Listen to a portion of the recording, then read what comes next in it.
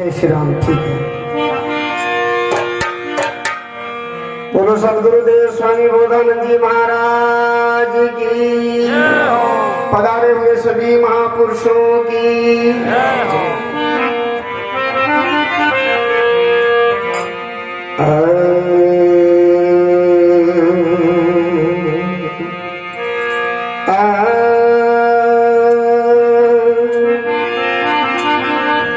हरि ओम।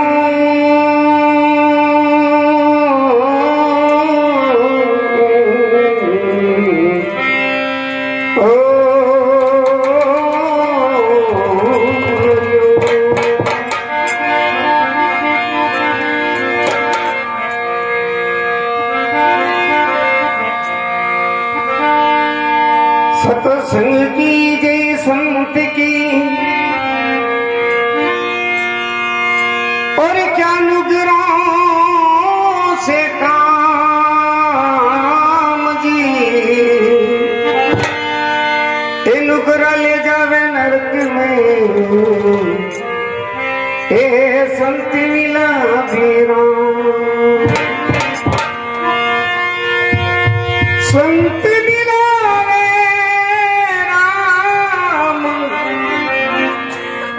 नरक से बाहर काढ़े, दे अपना उपदेश ज्ञान की जा चाड़े। मंगल गरियों कहती है हमर बसावे दाम जी, सत्संग कीजिए संतरी जी, भाई क्या अनुग्रह से काम, ए भाई क्या अनुग्रह से काम।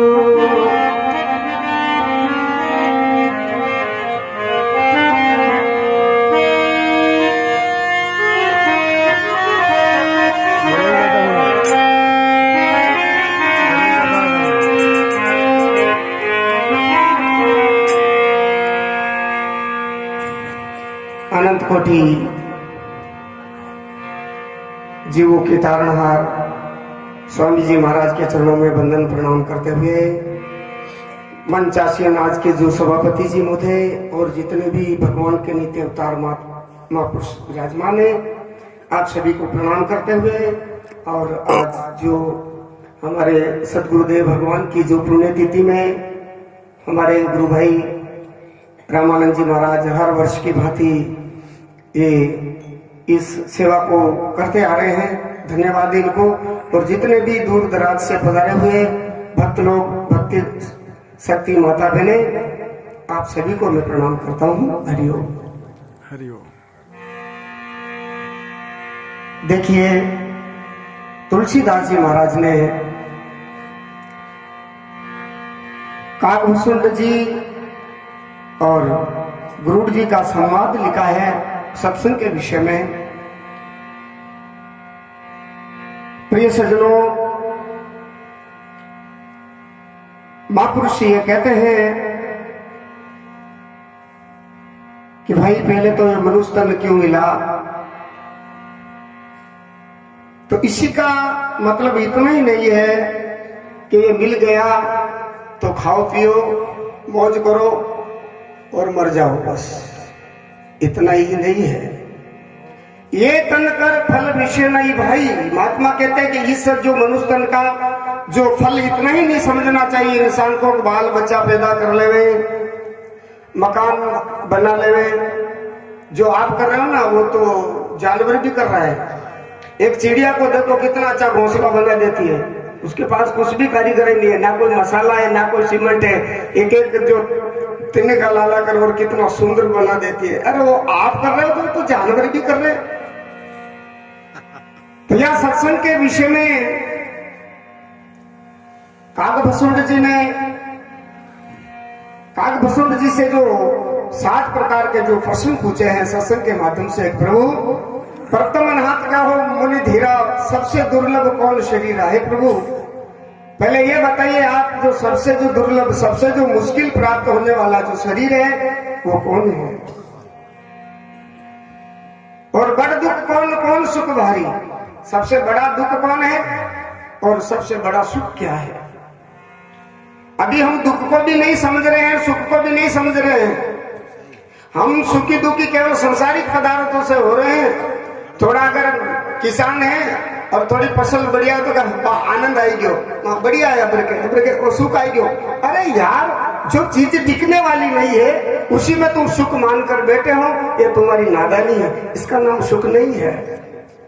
और दुख भी उसका नाम नहीं है। क्या करें, बीमार रहता हूँ, क्या करें, परिवार वाले अच्छे नहीं है, मैं बड़ा दुखी हूँ, इसका नाम भी दुखी नहीं है। दुख है ही नहीं, हम जानते ही नहीं है सुख दुख को।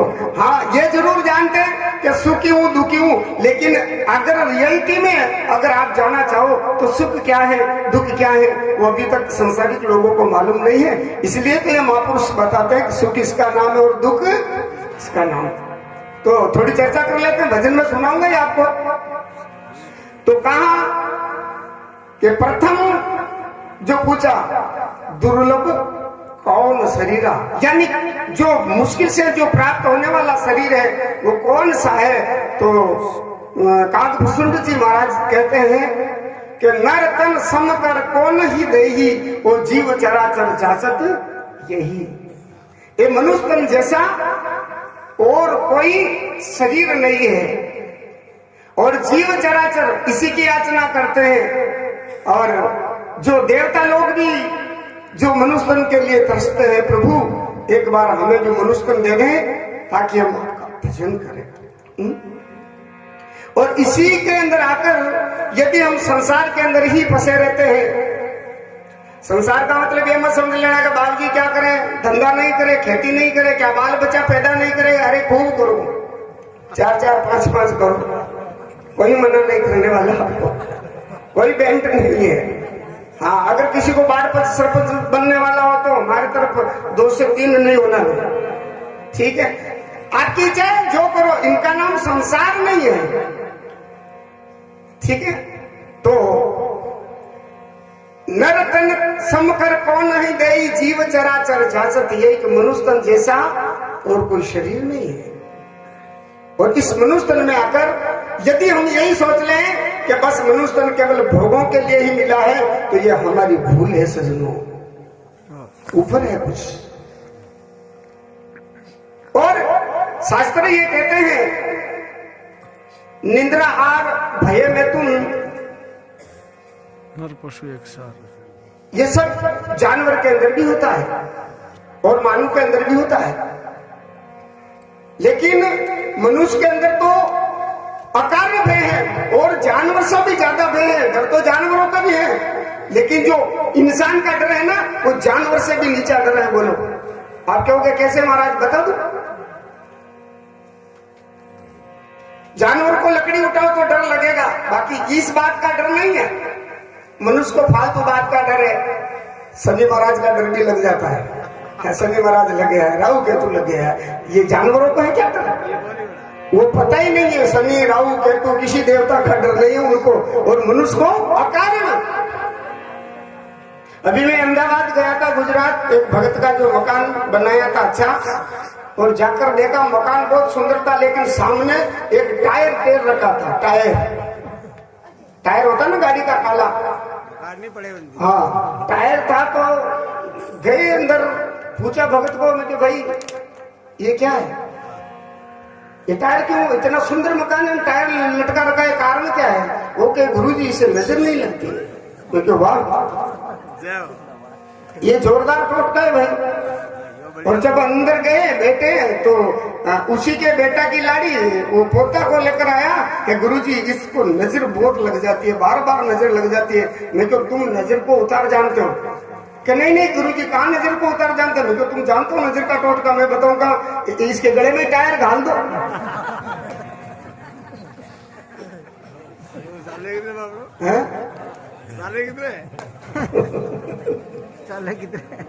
अरे सजनों, ऐसे ऐसे कुंपाल में फंसे हुए हैं। और कोई भय से कारण ये आपके सामने बेटा भगत है मेरा, खेजड़ी से ये मर जाता आदमी, अगर इसका भय नहीं मिटाता ये मर जाता। भोपरलाल जी सही बात है। इस आदमी को किसी ने भोपाल ने कह दिया तेरे को 4 शख्स लगा हुआ है। तो हमारे जगदीश भाई किधर गए? खेजड़ी वाले। हाँ वो बैठे, वो के गुरुजी क्या करे, वो तो घर में से बाहर नहीं निकलता है। क्योंकि ऐसा क्या हुआ कि 4 शख्स लगा हुआ है और घर से बाहर और पागल जैसी स्थिति। मैं तो तू बोला के लेके आ मेरे पास और कह देना कि गुरुजी कभी धागा नहीं बनाता पर तेरे को धागा बनाएगा और शख्स खत्म हो जाएगा। मैं तो एक लचो ले तो आज भाई अब बेम घुसो तो कोई कारण तो पड़े। हालांकि मैं ऐसा करता नहीं हूं लेकिन इनको बेम था। मैंने लचो लाके मैं तो भाई आज से तेरा सगस खत्म है, ये डेली पर लटका दीजिए, 15 दिन बाद में तो आदमी रेडी और आज दिन भी रेडी। सगस वगस कुछ नहीं था, भ्रम घाल दिया और जैसे हम घुसोट देते वैसे हो जाते हम। तो भाई संत महापुरुष आपको निर्भय करते हैं, हर बात से निर्भय करते हैं। लेकिन हम संत की बात को माने, संत की बात पर चले तो कुछ आनंद है। तो नर तन समकर कौन इदई, जीव चराचर जातत यही, मनुष्य तन जैसा। तो इनको बड़ा क्यों बताया? तो महापुरुष कहते हैं यहाँ कि स्वर्ग नरक अपवर्ग निशानी, इनसे इंसान चाहता है स्वर्ग में जा सकता है, नरक में जा सकता है और मोक्ष भी प्राप्त कर सकता है। 3 रोड हैं, अब तुमको किधर जाना है वो आप जानो। ओके बाबूजी मारे तो कटे नहीं जाओ तो मरटे कटे नहीं जाओ पर एक जगह तो फिक्स है, 2 तो तुम नहीं जा सकते पर 1 तो फिक्स है। जहां से आए हो जाना है। तो नारायण फिर कहा कि बड़ दुख कौन सुख भारी। तो कहा नहीं दरिद्रता सम्मत दुख जगमाई। दरिद्र बताया, दरिद्र का मतलब ये मत समझना कि आप पैसों से दरिद्र नहीं, जिनके अंदर 7 प्रकार की जो कमियां होती है उनको दरिद्र बताया शास्त्रों ने। प्रथम कमी जिनके अंदर ज्ञान नहीं वो भी दरिद्र है। जय हो। दूसरी जिनकी बुद्धि मंद है वो भी दरिद्र है। तीसरा जिनका मन सही नहीं है वो भी दरिद्र है। कई प्रकार का दरिद्र। और संत मिलन सम सुख कछु नहीं। जब संत मिल जाते हैं आपको आनंद दे देते हैं और आप अरे संत छोटी छोटी चीजों से, संतों के पास युक्ति होती है, संतों के पास कोई जादू मंत्र नहीं होता है। उनके शब्दों में इतनी ताकत होती है कि जो वो आपका भ्रम मिटा के, मैं कहूँ छोटी सी छोटी चीज भी संत आपको सुलभ कर देते हैं। एक गांव में 2 भाई थे, एक बड़ा बेईमान था और उस शामिल में एक भैंसली भैंस। वो भैंस दूध अच्छी देती थी लेकिन फिर भी हमारे जो बाप जी कह रहे थे अभी ईर्ष्या, हमारे जो स्टेज मंत्री जी नंदराम जी महाराज कह रहे थे ईर्ष्या।